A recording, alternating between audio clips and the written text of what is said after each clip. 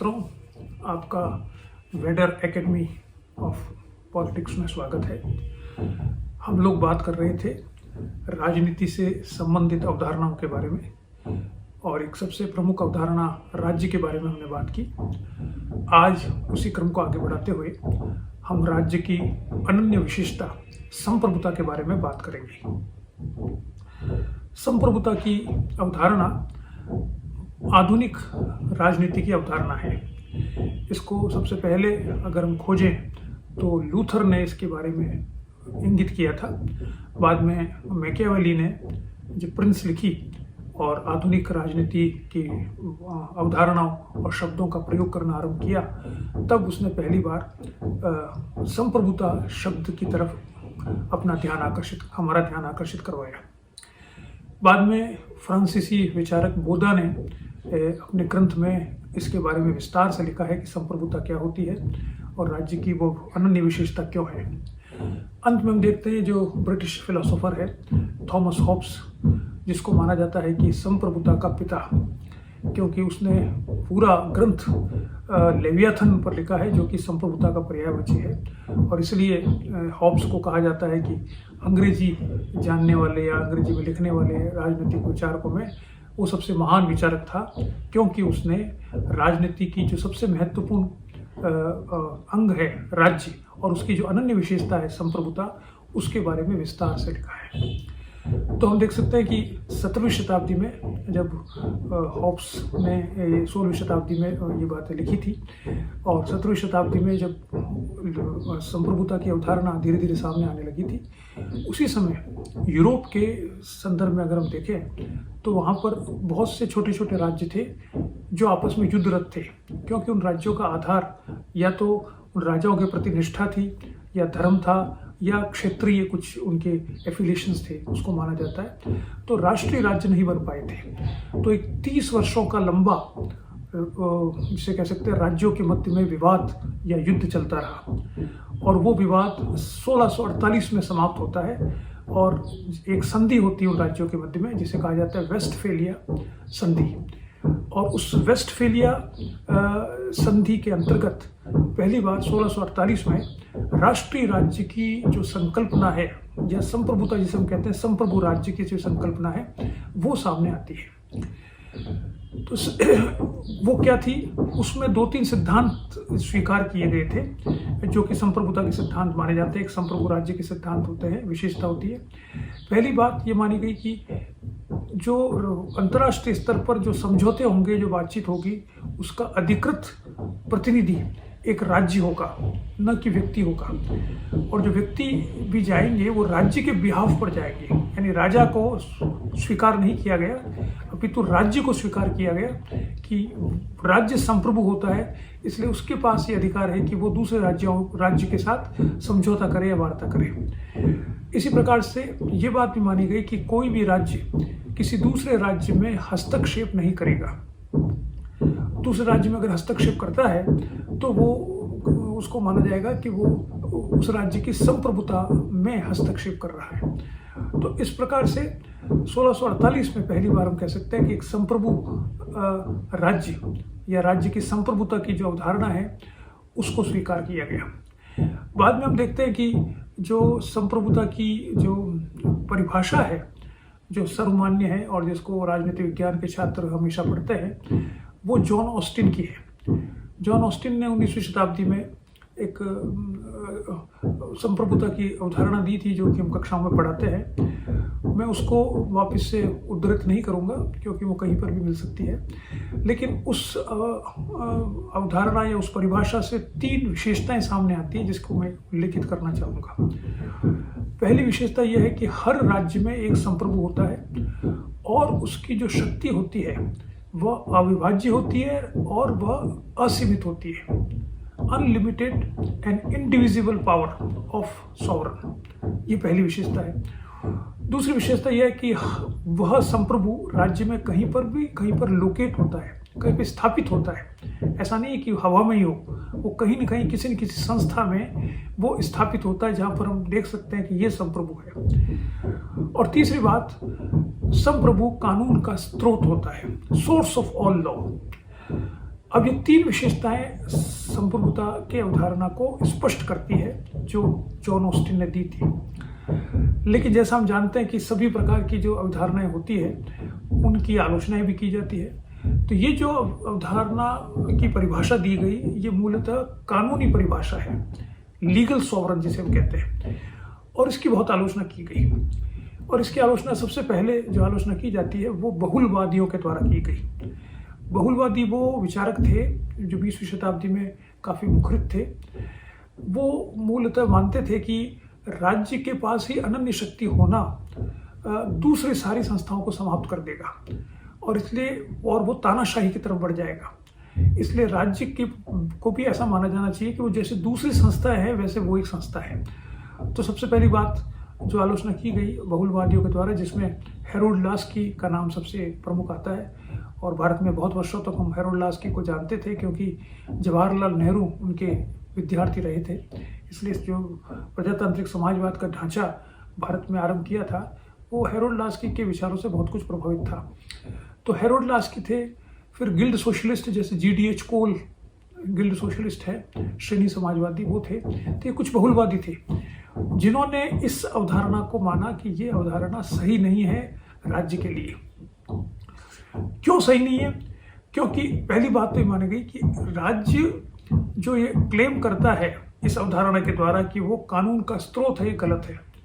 क्योंकि प्रत्येक समाज में कुछ परंपराएं होती है, कुछ स्वयं सिद्ध मैक्सिम्स होते हैं, अधिलेख होते हैं, या जिसे हम कह सकते हैं कि अनकही कुछ ऐसे बातें होती है जो अनकही स्वीकृत की जाती है, और जो संप्रभु होता है उस संप्रभु को उनका पालन करना पड़ता है। यानी आप राज्य हो और आपके पास असीमित पावर है, सब आपकी आज्ञा का पालन कर रहे हैं, उसके बावजूद भी आप सारे कानून स्वयं नहीं बना सकते।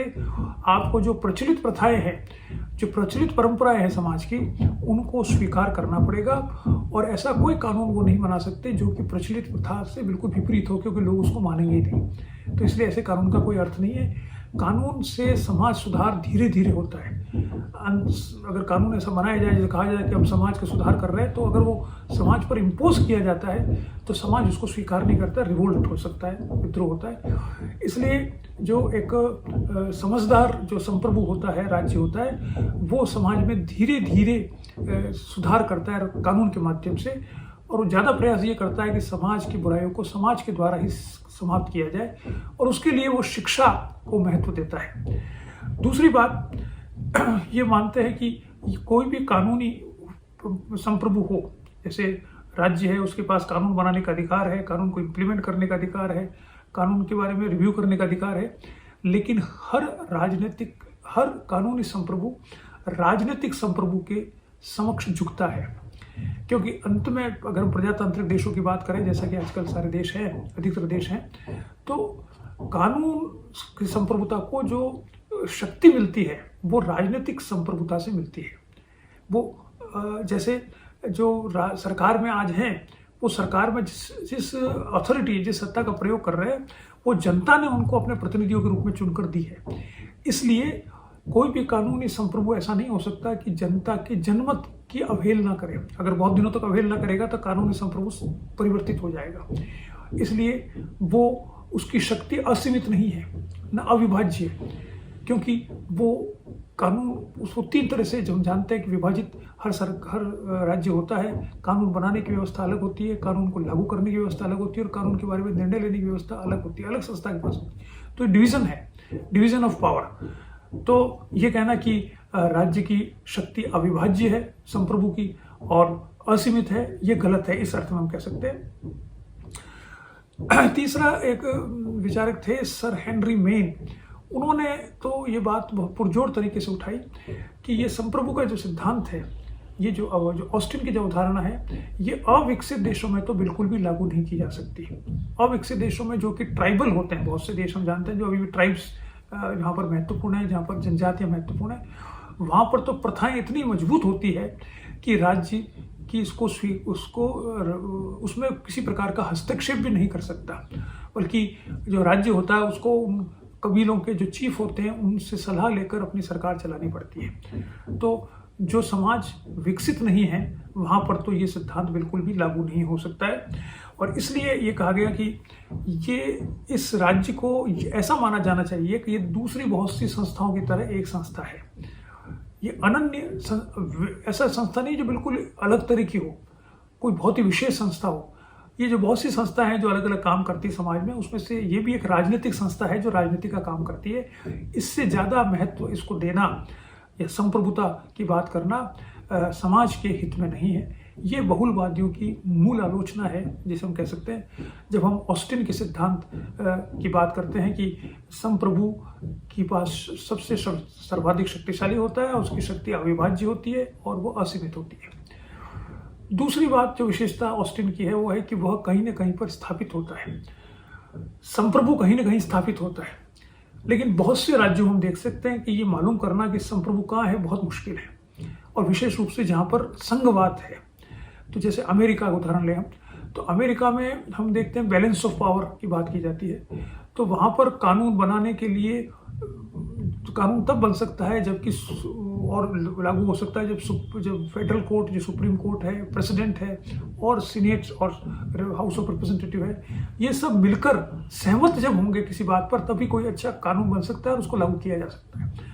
अन्यथा वो आपस में ही एक दूसरे का विरोध करते रहेंगे और कानून नहीं बन पाएगा। तो संप्रभुता कहाँ पर है? क्योंकि इन तीनों को इस संविधान के द्वारा प्रदत्त शक्तियों का ही प्रयोग करना पड़ता है। तो उसमें कई विचारक, कई कमेंटेटर ये कहते हैं कि अमेरिका की अगर हम उदाहरण लें तो वहाँ संप्रभु का अर्थ है कि वो बॉडी जो कि कानून में जो कि संविधान में संशोधन कर सकती है। अब अमेरिका में जो संविधान में संशोधन होता है वो आप जानते हैं बहुत ही कठिन का प्रक्रिया है। कम से कम 2/3 ऑफ सीनेट मेंबर्स और 2/3 ऑफ स्टेट्स ये कोई प्रपोजल रखें और उसको 2/3 ऑफ सीनेट उसको प्रस्ताव को पास करे, उसको इस योग्य माने कि इसको बहस होनी चाहिए। फिर वो 3/4 of senate members and 3/4 of the states में पारित हो, तब जाकर उसमें संशोधन हो, जो कि बहुत मुश्किल कार्य है। इसलिए ये कहना कि जो संविधान में संशोधन करता है उसमें संप्रभुता है, तो ये तो बड़ा अजीब सा जिसे कह सकते हैं, हम कह सकते हैं कि जो राजनीतिक शब्दावली में जिसको हम एक्सप्लेन नहीं कर सकते। तो हम एक कहना चाहते हैं जो इसकी जो दूसरी विशेषता है कि संप्रभु कहीं पे स्थित हो, ये तो अच्छी बात है, लेकिन ऐसा व्यवहार में होना संभव नहीं है।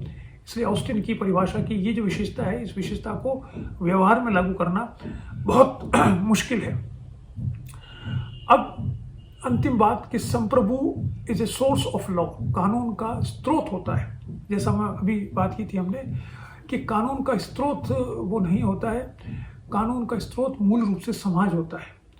समाज में जब ऐसी भावना सामने आती है कि समाज में कुछ समस्या है, उस समस्या को दूर करने के लिए कानून बनाने की आवश्यकता है, तो इस प्रकार का जनमत बनता है। और जब चुनाव होते हैं तो इस प्रकार की वोटिंग होती है जिसे हम कह सकते हैं, या सरकार जब चुनी जाती है तो वो ये समझ कर चुनती है कि उसको समाज की नब्ज पता होती है, तो समाज के इच्छा के अनुरूप कानून बनाया जाता है। सोर्स ऑफ कानून नहीं होता, वो लीगली हम कह सकते हैं कि कानून राज्य बनाता है, लेकिन वास्तविक रूप से उसका स्रोत ये नहीं होता है। तब फिर अंत में प्रश्न उठता है कि फिर हम कैसे संप्रभुता को परिभाषित करें। तो इसमें बहुत अच्छी एक परिभाषा या जो विश्लेषण है वो 19वीं शताब्दी के एक विचारक हैं, ब्रिटिश विचारक T.H. ग्रीन, उन्होंने इसको बहुत अच्छे प्रकार से संप्रभुता के बारे में बताया है। उसका कहना है कि संप्रभु की आदतन आज्ञा पालन का प्रमुख आधार, जो मानते हैं कि उसका आधार होता है कि संप्रभु वो है जिसकी आज्ञा पालन करना नागरिकों के आदत में होती है। तो उसको वो उसकी व्याख्या कर रहा है कि संप्रभु की आदतन आज्ञा पालन का प्रमुख आधार यह तथ्य है कि व्यक्तियों में सामान्य हितों का बोध होता है और सामान्य वस्तुओं की इच्छा होती है, जिसे सामान्य इच्छा कहते हैं, और जो व्यक्तियों के अनुसार संप्रभु में समाहित होती है। इसलिए राज्य का आधार बल नहीं इच्छा है। Will not force is the basis of the state, जो उसका बहुत फेमस स्टेटमेंट है T.H. ग्रीन का, कि संप्रभु की हम अगर बात करें तो संप्रभु का आधार या राज्य का आधार जो संप्रभुता है, उसकी विशेषता वह शक्ति पर आधारित, फोर्स पर आधारित नहीं होती, वो मनुष्यों के जनता की इच्छा पर आधारित होती है। आज इतना देखते हैं। इसके आगे देखेंगे कि आधुनिक समय में संप्रभुता को कैसे देखा जाता है। धन्यवाद। कृपया वेडर एकेडमी ऑफ पॉलिटिक्स की वीडियो चैनल को फॉलो करें। धन्यवाद।